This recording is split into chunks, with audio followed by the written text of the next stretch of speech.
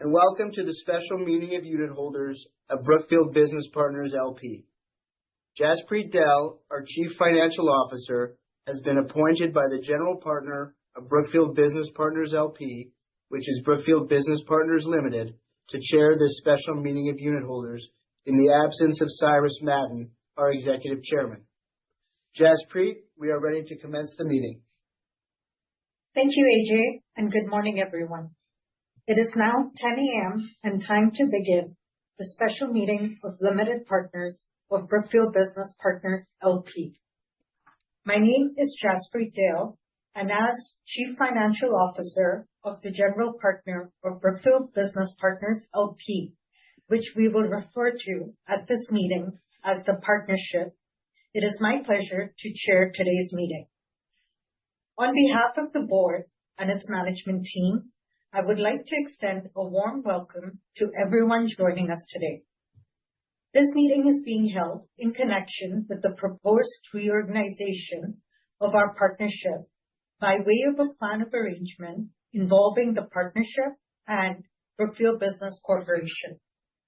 The arrangement is designed to simplify our corporate structure by converting the partnership and Brookfield Business Corporation into one publicly traded Canadian corporation.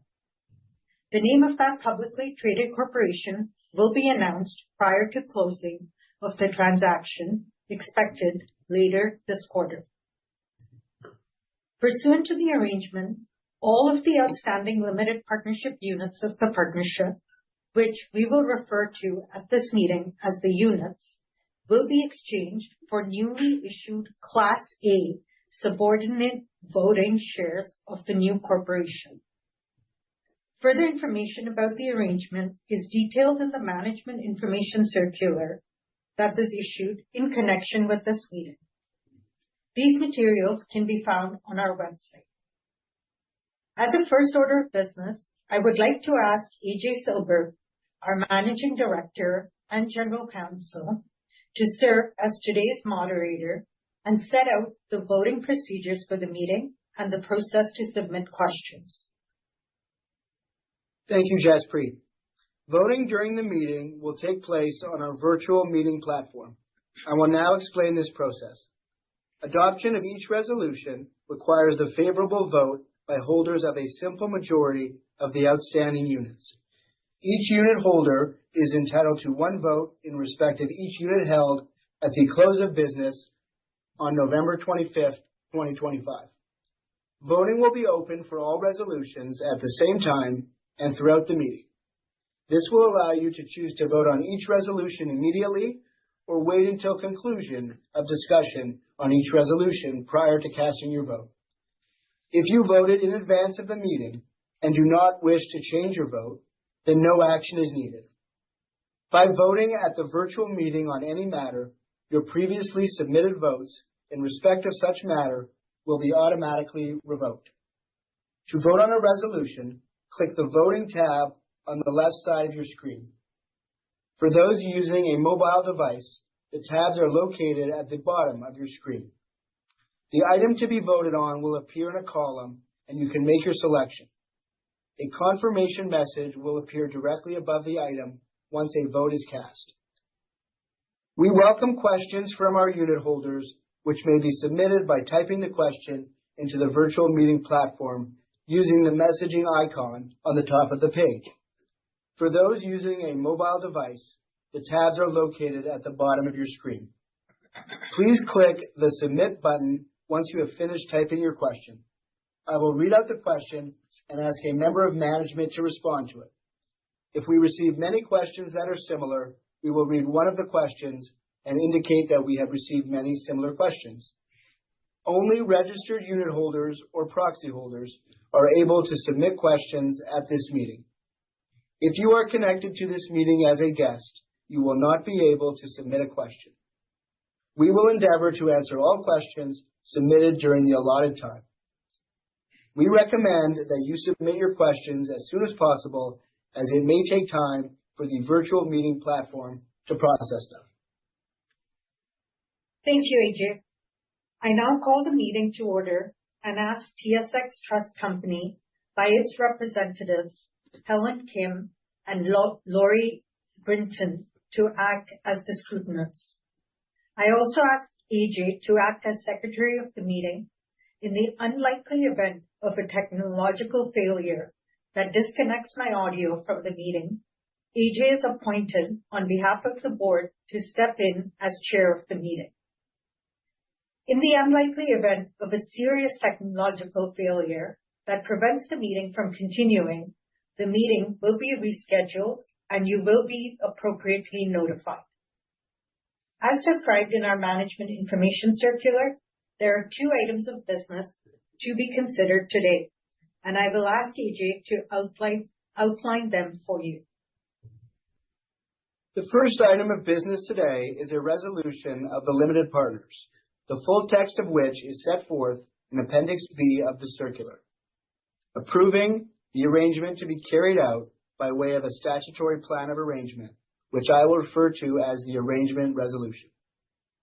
The second item of business is a resolution of the limited partners, the full text of which is also set forth in Appendix B of the circular, to approve certain amendments to the amended and restated limited partnership agreement of the partnership, which I will refer to as the amendment resolution.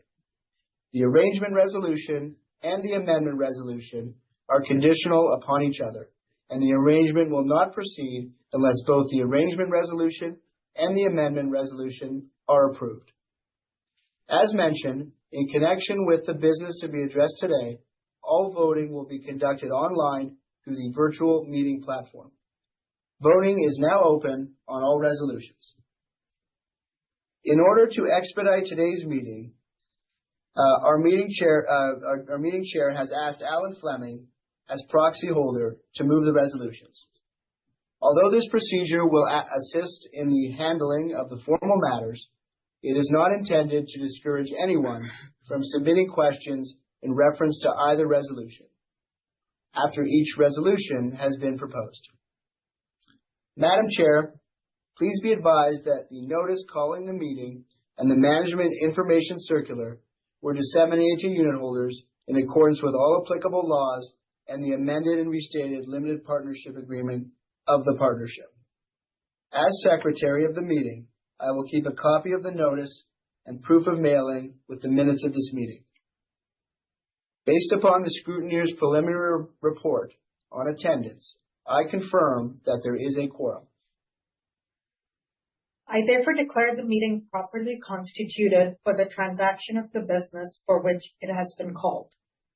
This meeting is being held pursuant to the limited partnership agreement of the partnership and an order of the Supreme Court of British Columbia, the full text of which is set forth in Appendix E to the Management Information Circular.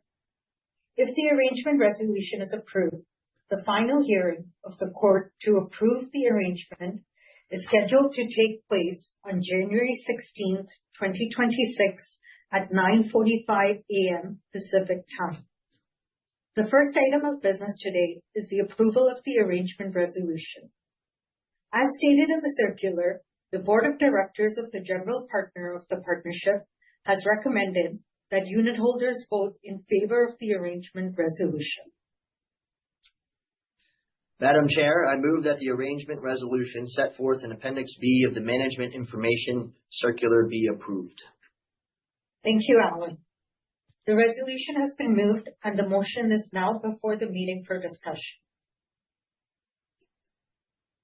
Madam Chair, we have not received any questions or comments submitted in connection with the arrangement resolution. Thank you, AJ.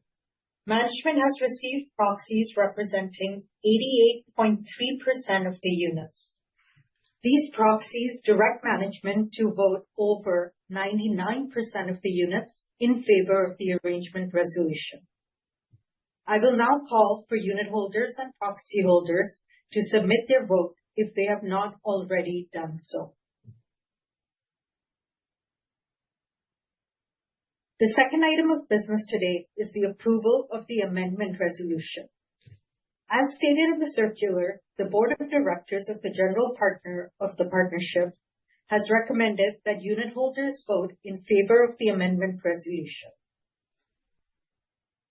Madam Chair, I move that the amendment resolution set forth in Appendix B of the Management Information Circular be approved. Thank you, Alan. The resolution has been moved and the motion is now before the meeting for discussion. Madam Chair, we have not received any questions or comments submitted in connection with the amendment resolution. Thank you, AJ. Management has received proxies representing 88.3% of the units. These proxies direct management to vote over 99% of the units in favor of the amendment resolution. I will now call for unit holders and proxy holders to submit their vote on both of the resolutions if they have not already done so.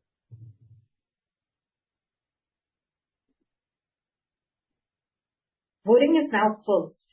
I am advised that we have the results of voting on the resolutions. Thank you, Madam Chair. On the approval of the arrangement resolution, I am pleased to declare the motion carried. On the approval of the amendment resolution, I am pleased to declare the motion carried. The final results will be available after the meeting and posted to SEDAR+ at www.sedarplus.ca. Ladies and gentlemen, this concludes today's meeting.